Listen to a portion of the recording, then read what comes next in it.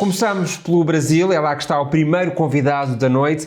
Paulo Lins é o autor do livro A Cidade de Deus, que serviu de base ao argumento de um filme que passou pelo mundo inteiro e que foi distinguido com vários prémios internacionais. Boa noite, Paulo, seja muito bem-vindo ao Conversas ao Sul. O Paulo está em São Paulo, no Brasil.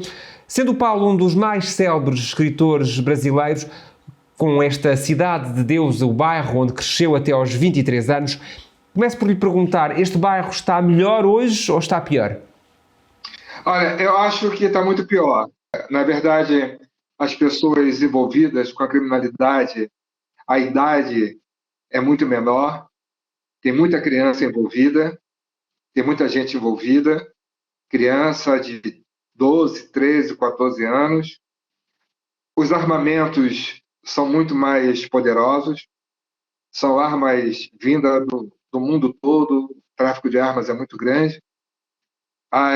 O aumento das facções. Então, eu acho que piorou bastante, porque não havia o crime organizado quando eu escrevi o Cidade de Deus. Não são as melhores notícias que nos chegam então do bairro da Cidade de Deus.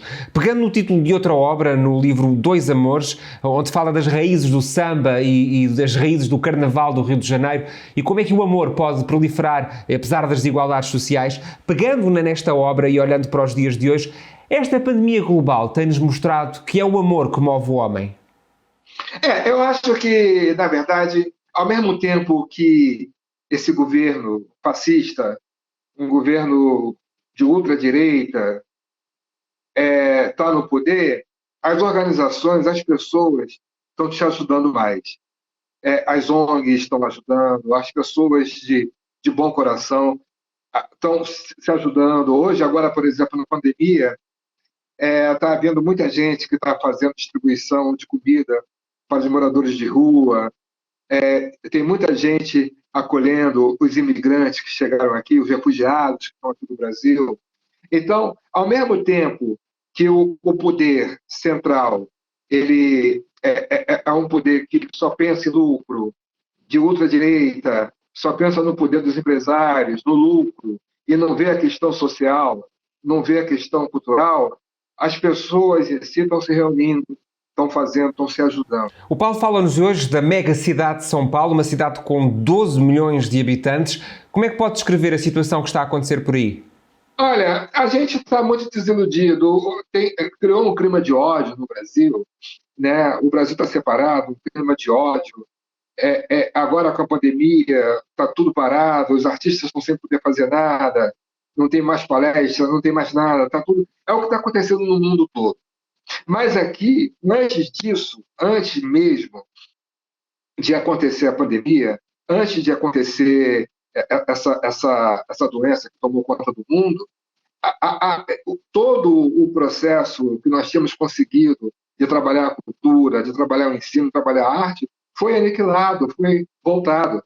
Ele colocou pessoas que não dão valor à pesquisa, que não dão valor à cultura, que desprezam isso, foi cortando bolsas, foi cortando incentivos, e o Brasil virou essa pandemia antes da pandemia, sabe? Virou uma pandemia política, uma doença política, uma coisa de um ódio, né? As pessoas que desenvolvem trabalho científico, trabalho cultural. Ele cortou bolsas, bolsa de incentivo à pesquisa universitária. Isso é um crime, né? Ele cortou esse incentivo. Está tentando cortar o incentivo à cultura. Isso é um crime. Então, o Brasil teve um retrocesso muito grande. A gente não imaginava que isso ia acontecer. Um cenário difícil no Brasil, e é um cenário este da pandemia que penso que nenhum autor de ficção científica pudesse recriar. Este momento poderia dar um bom livro, por exemplo? Olha, vai dar argumento por um bom livro, mas livro de tragédia, não é comédia, não. A situação que a gente está vivendo é de tragédia. Muita gente que vem trabalhando há muito tempo, tentando conseguir um espaço, né? O racismo cresceu, a homofobia cresceu, né? Um sujeito, um presidente que fala que preferia ter um filho bandido do que homossexual, um presidente que fala que o filho dele foi muito instruído para casar com uma negra, que nunca casaria com uma negra porque teve expulsão, sabe? Um presidente fala que, agora, recentemente, ele falou que o coronavírus é uma gripezinha e está morrendo um monte de gente, né? Os cemitérios não tem não tem lugar para se enterrar as pessoas estão sendo enterradas em saco plástico, né? Então não tem incentivo nenhum, não tem nada.